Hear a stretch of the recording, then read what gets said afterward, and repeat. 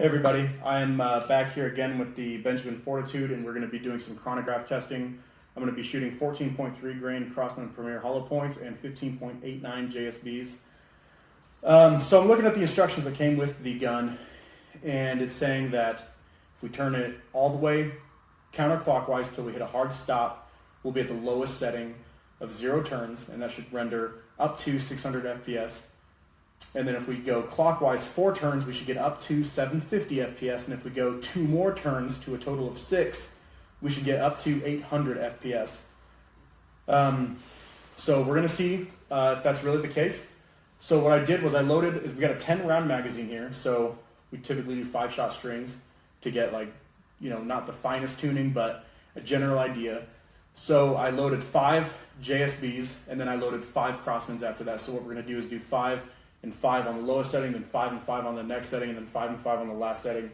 I'll keep track of all the averages and we can compare at the end. So that's what we're going to do, and I'll get started.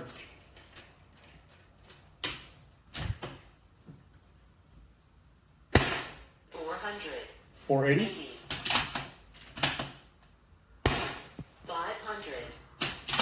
501.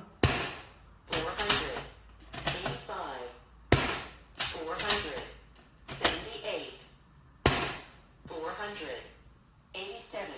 So that's 5 shots, and we've got an average of 486. That's with the JSBs. 486. We're going to clear list. New string. Okay.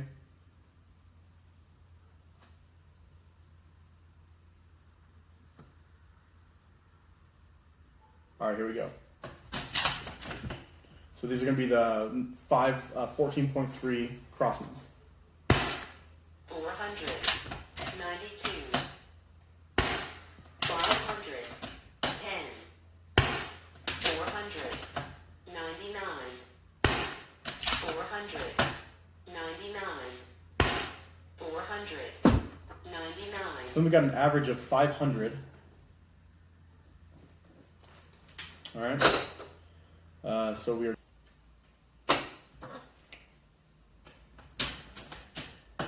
All right, so we are going to turn up the power 4 turns clockwise. Make sure that's seated in all the way. So we're going to go 1, 2, 3, 4. So we should be shooting up to 750 FPS.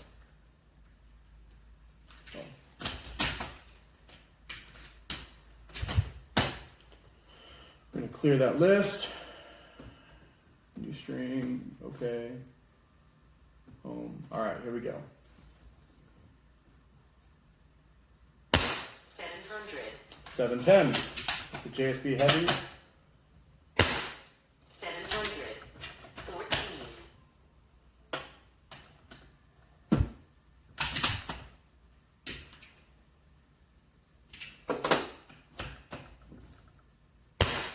712.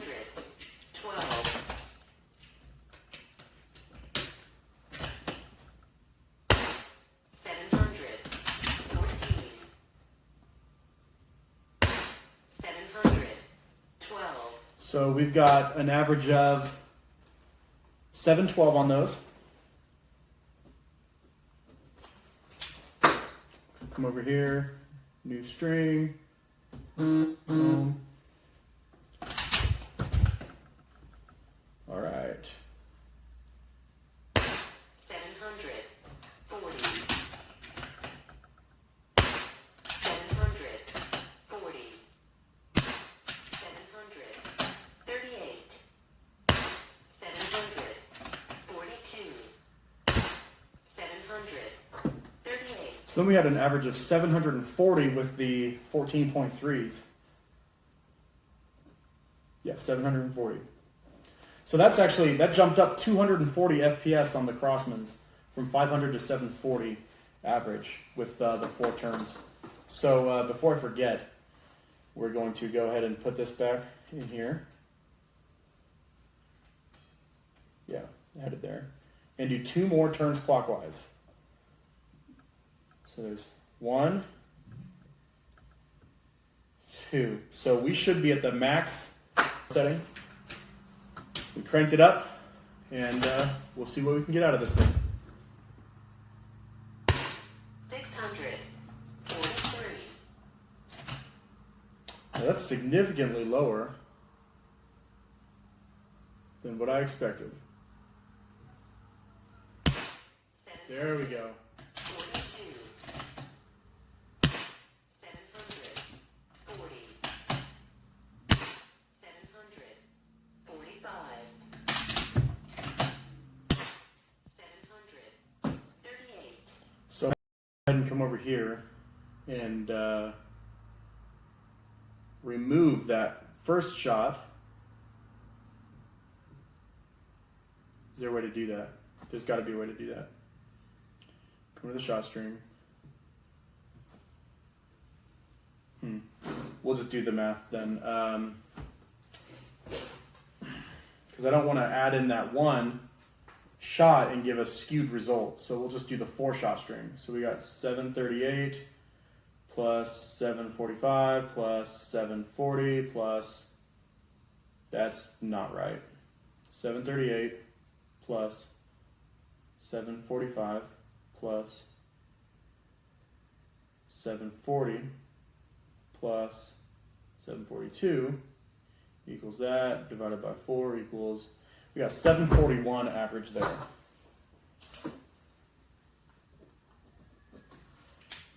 All right, so we're going to do a new string. Okay, come back over here. And these should be flying pretty hot just because they're lighter. I mean, that last string was the JSB 15.89s, and they were going 741. On the previous power setting, the 14.3s were going 740. So these should really be flying out of here pretty good. 763. 765. 754. 770. 775. 768. So that's all. So then we've got an average of 766 on those. All right, so that's it for that.